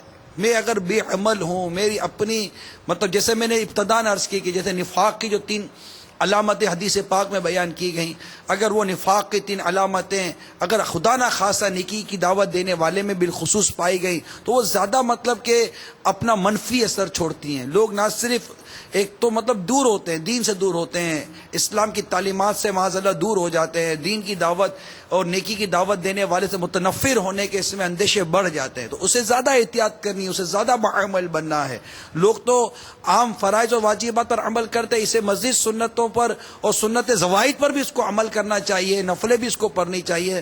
لوگوں کے مطلب لوگوں کے لیے اس کو ایک اپنے کریکٹر کو سامنے رکھنا ہے نا, کہ اس کے کریکٹر کو سب سے پہلے لوگ دیکھتے ہیں, تو وہ کتنا باعمل ہونا چاہیے. خود قرآن پاک میں سورہ بقرہ کے اندر واضح طور پر اللہ تبارک و تعالی ارشاد فرماتا ہے اتامرون الناس بالبر وتنسون انفسکم، پارہ 1 سورہ بقرہ آیت نمبر 44 ترجمہ کنز ایمان، کیا لوگوں کو بھلائی کا حکم دیتے ہو اور اپنی جانوں کو بھولتے ہو؟ اسی طرح سورہ صف کے اندر پارہ 28 میں ارشاد ہوتا ہے دوسری آیت میں یا ایھا الذین آمنوا لما تقولون ما لا تفعلون، اے ایمان والو کیوں کہتے ہو وہ جو نہیں کرتے؟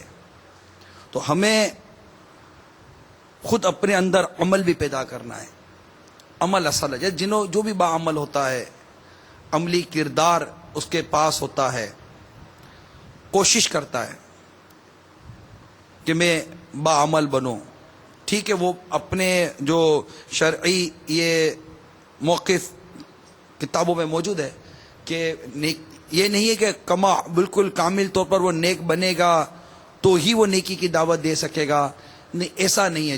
جس پر مطلب کہ جو حکم ہے، جو رائج ہے، جو علماء نے ہمیں فرمایا، فقہاء نے فرمایا، اور جس پر عمل ہے وہ یہی ہے کہ ہم نیکی کی دعوت دیتے رہیں اور خود کو نیکی کی طرف لاتے رہیں، برائی سے بچتے رہیں، برائی سے بچاتے رہیں. اگر یہ طے ہو جائے گا جناب جو مکمل طور پر ہی نیکی سے بچ گیا ہوگا وہی نیکی سے بچائے گا، تو اب نیکی سے بچانے والے پھر کہاں سے آئیں گے؟ جو بالکل عیبوں سے مبرہ ہوگا، برائیوں اور خطائیوں سے مبرہ ہوگا، وہی برائی اور خطاؤں سے بچائے گا، تو بچانے والے کون سے رہ جائیں گے؟ یہ بھی کتابوں میں لکھا ہوا ہے. لیکن خود کو بھولنا نہیں ہے کہ اپنے آپ کو آلودگی کے اندر دھسا دینا ہے اور دوسروں کو نیکی کی دعوت دیتے رہنا ہے اور آلودگی سے نہیں، خود کو بھی بچانے کی کوشش کرنی ہے. توبہ کرتا رہے، استغفار کرتا رہے، اللہ تعالیٰ سے پناہ مانگتا رہے، نفس و شیطان کے شر سے پناہ مانگتا رہے اور اپنی خطاؤں کو دور کرنے کی کوشش کرتا رہے اور لوگوں کو نیکی کی دعوت دینے کی کوشش کرتا رہے. اگر خود کو بھی بھول جائے گا اور خود کو برائیوں میں رکھے گا اور اس بھی عملی کی طرف آئے گا جس بھی عملی کو شریعت بالکل ناپسند کرتی ہے اور جس کے متعلق وعیدات موجود ہیں کہ سرکار مدینہ صلی اللہ تعالی علیہ وسلم نے ارشاد فرمایا قیامت کے دن ایک شخص کو لا کر جہنم میں ڈالا جائے گا تو اس کے پیٹ کی آنتیں نکل پڑیں گی، وہ اس طرح چکر کھائے گا جس طرح گدھا چکی کے ساتھ گھومتا ہے. اس پر تمام دوزخی جمع ہو جائیں گے اور کہیں گے اے فلاں تجھے کیا ہوا؟ کیا تو لوگوں کو نیکی کی دعوت نہیں دیتا تھا اور برائی سے منع نہیں کرتا تھا؟ وہ کہے گا ہاں کیوں نہیں، میں نیکی کی دعوت دیتا تھا لیکن خود عمل نہیں کرتا تھا، برائی سے روکتا تھا، خود اس کا مرتکب تھا. مسلم شریف کی روایت ہے. ایک اور حدیث پاک میں ہے کہ لوگوں کو اچھی بات بتانے اور اپنے آپ کو بھول جانے والے کی مثال اس چراغ کی سی ہے جو دوسروں کو تو روشن کرتا ہے لیکن اپنے آپ کو جلاتا ہے. تو یہ مدنی پھول بنیادی طور پر اس کو سمجھنے کی حاجت ہے. اور معاشرے میں جو اس وقت جو میں نے جو آج ایک نفاق کی طرف آپ کی توجہ دلائی ہے، اب جو بھی برائی کی بیان کی جائے گا یقیناً وہ برائی بیان ہوئی، اب اس کا تدارک تو کرنا ہے نا. تدارک نیکی کی دعوت ہے، مدنی قافلوں میں سفر ہے. آپ بتا دیجئے دنیا بھر میں گاؤں میں جہاں 50-100 گھروں کی آبادیاں ہیں، دیہات ہیں، ان کے تو چینل بھی نہیں ہے. کئی ایسے لوگ جہاں چینل ہی نہیں ہے، کچھ بھی نہیں ہے. کئی ایسے لوگ ہیں جو بس گھر سے دفتر، دفتر سے گھر ہیں. آپ بتائیے کہ ان تک نیکی کی دعوت آپ کے پاس کیا ذریعہ؟ اگر مدنی قافلے علاقۂ دورہ برائے نیکی کی دعوت گھر گھر جا کے انفرادی کوشش کے علاوہ کوئی اور صورت ہے تو آپ بتائیے. جب آپ کا اس بات پر اتفاق ہو اور ہونا چاہیے اور ہوگا ہی کہ اس کے علاوہ کوئی دوسرا اس سے بہتر آسان راستہ اور کو نظر، آسان ترین راستہ ہی ہے بھائی مجھے 3 دن ہی کے لیے سفر کرنا ہے، اللہ توفیق دے 12 دن 30 دن واپس آ جانا ہے. سیکھنے کے لیے قافلہ کورس کر لوں گا 41 دن کا، بنیادی معلومات حاصل کرنے کے لیے کہ بالکل کچھ نہیں آتا میں مدنی تربیتی کورس کر لوں گا 63 دن کا. تو 60 دن میں 40 دن میں 2 مہینے میں 3 مہینے میں الحمدللہ اللہ کی رحمت سے مجھے دعوت اسلامی کے یہ ماحول میں اتنا کچھ سکھا دیا جائے گا کہ میں درس و بیان اور نیکی کی دعوت اللہ نے چاہ تو دے لوں گا. اپنی نماز درست کر لوں گا، لوگوں کی نمازیں درست کرنے کی کوشش کرنے والا بن جاؤں گا. یہ سعادت کیا میرے لیے کم ہے؟ تو اتنے سادہ فوائد جو ہمیں میسر ہیں، تو میرے میٹھے پیارے اسلامی بھائیوں سستی کرنے کا کوئی فائدہ نہیں ہے. اسلامی بہنیں اگر کہیں سستی کرتی ہیں نیکی کی دعوت دینے میں، مدنی کاموں میں، تو وہ اپنے آپ کو چست کریں. اسلامی بھائی سست کرے وہ اپنے آپ کو چست کرے. میری زندگی کا مقصد تیرے دین کی سرفرازی، میں اسی لیے مسلمان، میں اسی لیے نمازی. ہمیں تو سنتوں کی خدمت کرنی ہے. ٹھیک ہے، اپنا جو روزگار ہے، جو خدمت ہے ماں باپ کی، بیوی بچوں کی جو ایک حقوق ہے، ان کی بجاوری، یہ کام ان کے کہاں مطلب کہ رکاوٹ بنتے ہیں. رکاوٹ تو میری سستی ہے، میری کڑہن کی کمی ہے، میرے جذبے کی کمی ہے، میری فضولیات کی عادت، میرے گناہوں کی عادت ہے. تو نیت کر انشاءاللہ علم و عمل کے پیکر بنیں گے، مدنی لباس کے پابند بنیں گے، آنکھ اور زبان کی حفاظت کر کے، تقوی اور پرہیزگاری اختیار کر کے خوب خوب سنتوں کی خدمت کے ڈنکے بجائیں گے ماشاءاللہ. اللہ تعالی ہم سب کو عمل کی توفیق عطا فرمائے. ہم سب کے دین و ایمان، جان و مال، عزت، آبرو، گھر بار، کاروبار، رزق حلال، اہل و عیال، نسبتیں، سب کی حفاظت فرمائے. آمین بجاہ النبی الامین صلی اللہ تعالی علیہ وآلہ وسلم.